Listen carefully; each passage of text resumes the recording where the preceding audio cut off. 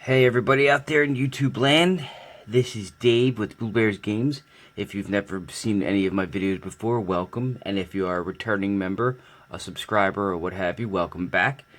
Today's video, and the video for the week, we will be Crackin Packs. And the packs of choice, Throne of Eldraine. Now, there is a reason for these packs. There's always a reason. And I know that you could just buy the singles and it'll be cheaper, but I buy a case of every set anyway. So my hope is to get certain things, and we have one for this one. So, what is our hope for the week?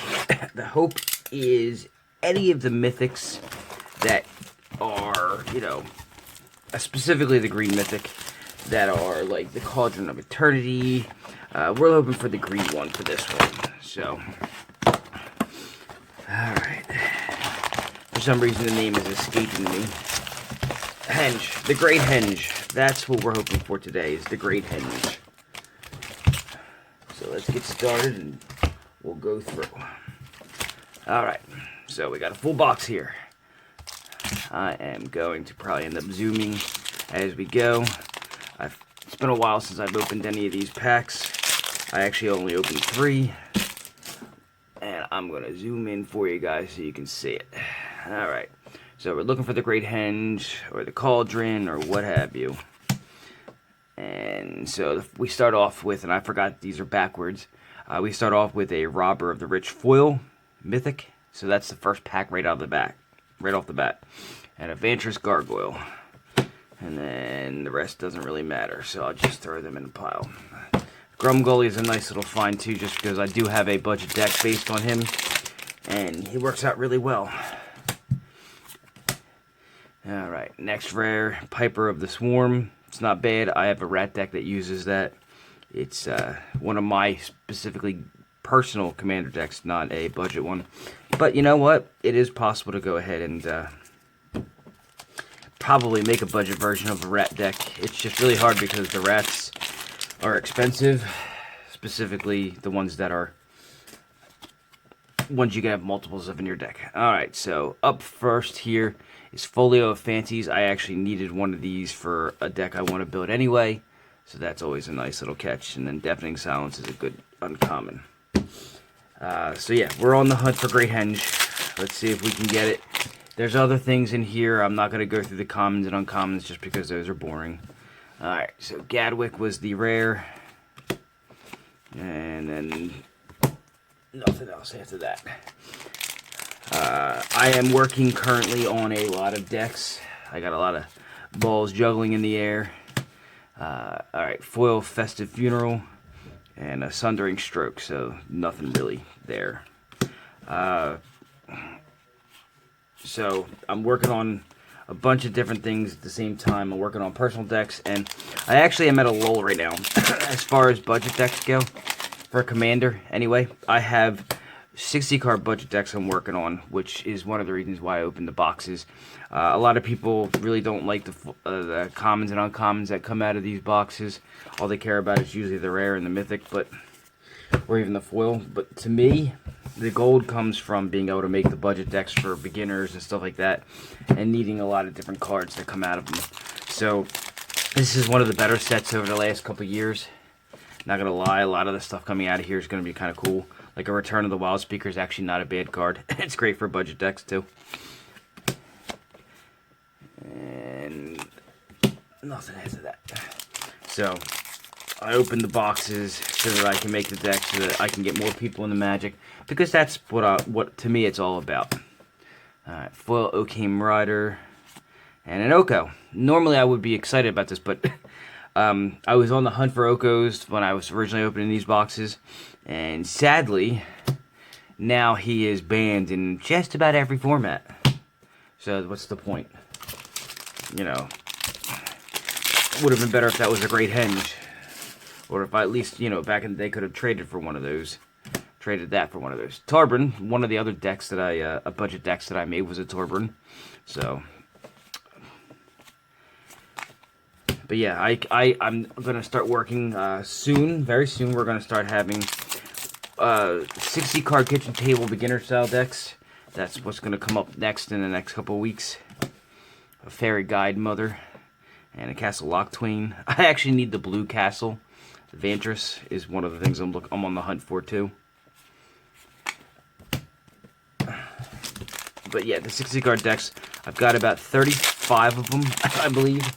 And what I'm going to do is I'm going to do something a little different with them. I'm actually going to do my videos like I did before. However, they were originally called $20 budget decks. I'm actually going to change out the name. And I'm going to put them under the budget brews category. Only it's not going to be a commander. It's going to be non-commander budget brews. So, Fabled Passage is always a good thing. Any of the lands that came out of this set were pretty good. Not gonna lie, almost all of them are usable in some capacity. All the castles have a use. I know that people like the green castle, the Garenbrig or whatever. I'm not a big fan of it myself.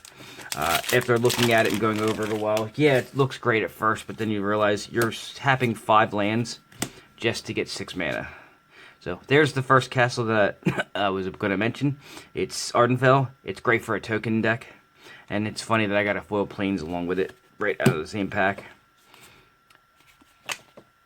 And Mystic Sanctuaries are good to get. I like grabbing a couple of them. I'm short on them as well because I put them in all the budget decks that I can. I don't make a lot of blue budget decks just because blue is more expensive half the time.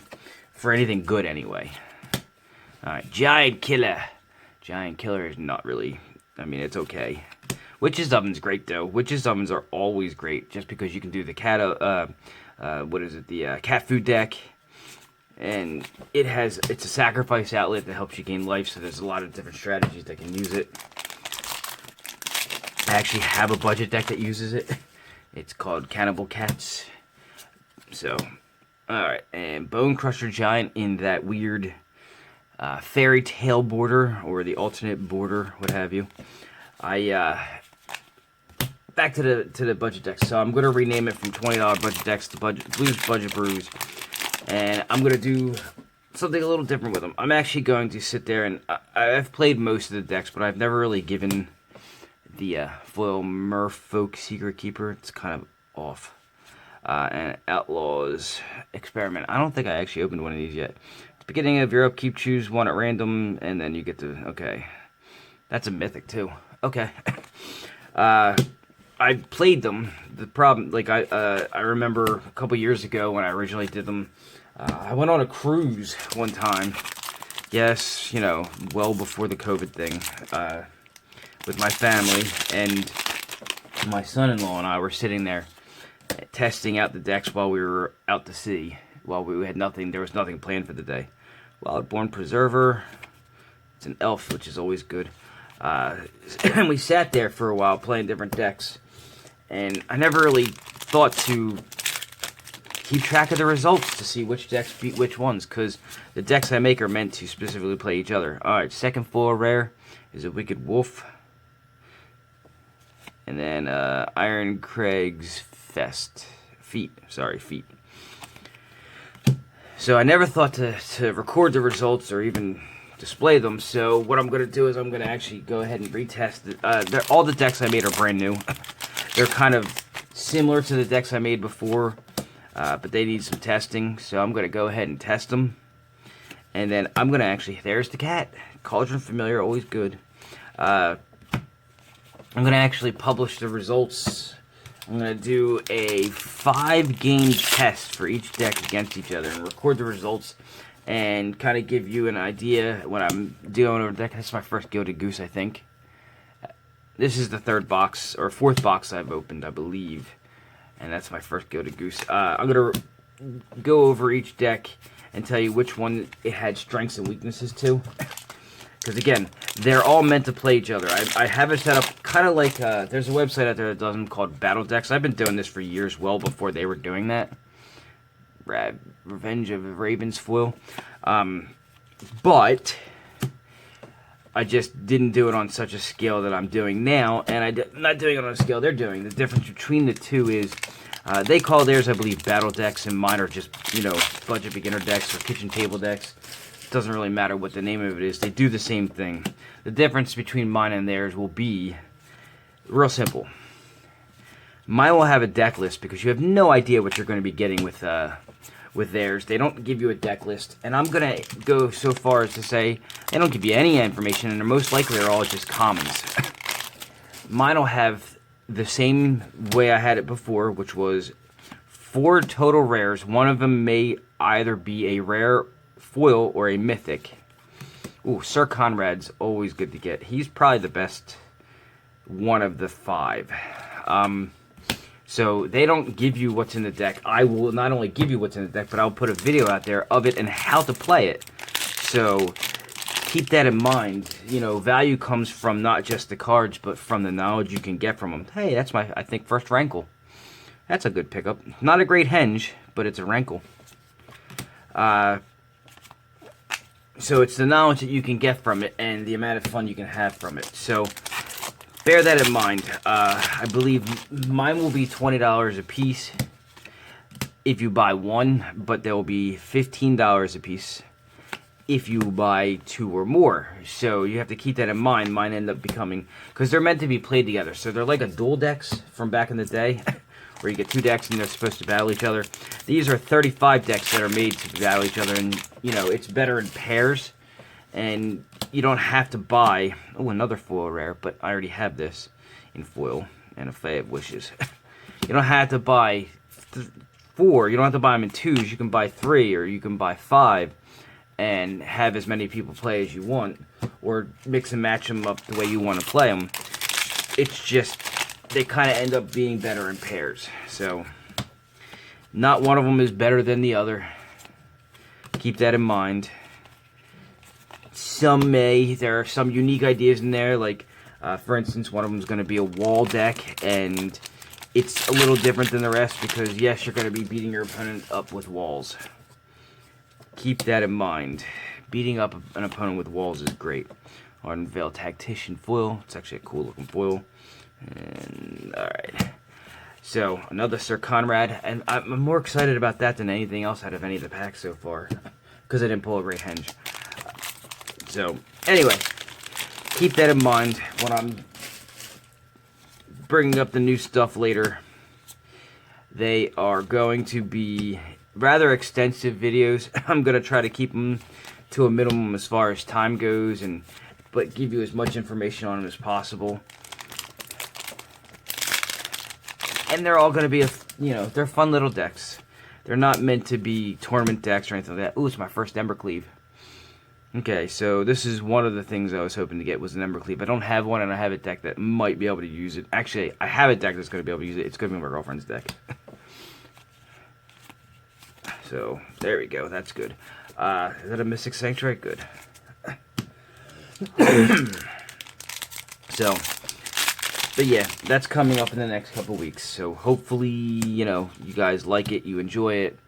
I enjoy doing this kind of stuff all the time. I mean, I'm doing nothing all day, every day anyway, except playing with Magic cards, so I might as well share it with you guys. And hope that, it catches somebody's eye. The series will be a nice little series. And Sage of the Falls and Escape to the Wilds. Doesn't look like I'm going to get... I mean, I say this, and you never know, but it doesn't look like I'm going to get a Great Henge out of this box, because I'm down to 4 packs. But I did get a Rankle and an Embercleave, and while the box itself may not make up for it monetarily, it's not horrible.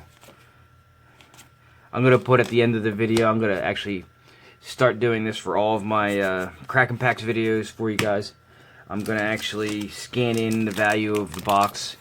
Remember, I don't pay, retail price for these things. I try to get them as cheap as possible. I am not a dealer or a vendor in any way, shape, or form. Is that a foil? No, it's not a foil. So I have to pay, basically top dollar for these things. I do it for the channel. I don't do it for anything else. it's for the love of my love of Magic, not anything other than that. So keep that in mind. Linden, that's bad. All right, we got 1 pack left. Can we pull the Great Henge out of there? If not, then that was a bust. Not really though. A Rankle's nice to get, and an Embercleave is nice to get. So you ready? You ready? You ready? Well, that was a mountain, and that. Nope, didn't pull it. All right, it was a mythic though. Realm Cloak Giant, which is nowhere near as good as the Great Henge. So go figure. But yeah, I'll put the total value of the box and of what I pulled from the box out there, so you guys can start taking a look at how much a box's value is technically. I mean, I know it's all random when you pull them, but it'll give you an idea as to what it's like when you open a box if you have never done so. I mean, it's not the greatest. It's gambling. It really is gambling. So, I mean, I think I spent $9 for this box, and Murderous Rider's good, and the Goated Goose is good. Not monetarily, but just pulling aside some of the stuff that I like and some of the stuff that has value at the same time. I like these two. Castle Lock Twain is good. Oko might still have value. I doubt it, though. After being banned and everything, I needed that. That's a good one. And the Robber of the Rich. So, monetarily speaking, I don't know if I broke even. Probably broke even at most. And that's about what you can expect from Magic cards nowadays, because they're overprinted so bad. But, I mean, not a bad haul for what it is. It's a Throne of Eldraine box. So, there's a lot of good stuff in here. It's just not valuable. So let me go through it real quick and show you all what I think would have value and what I'm going to use. Obviously, Embercleave is, I think, both monetarily and what have you. But anyway, so yeah, I'll put how much the box actually ended up being. I'm going to use the TCG Player app, and I'll go ahead and put it on the screen for you guys towards the end of the video. It's roughly about right now when you see that card there. It should be up there. And I'll go ahead and show you how much, monetarily speaking, these boxes don't really pay out half the time.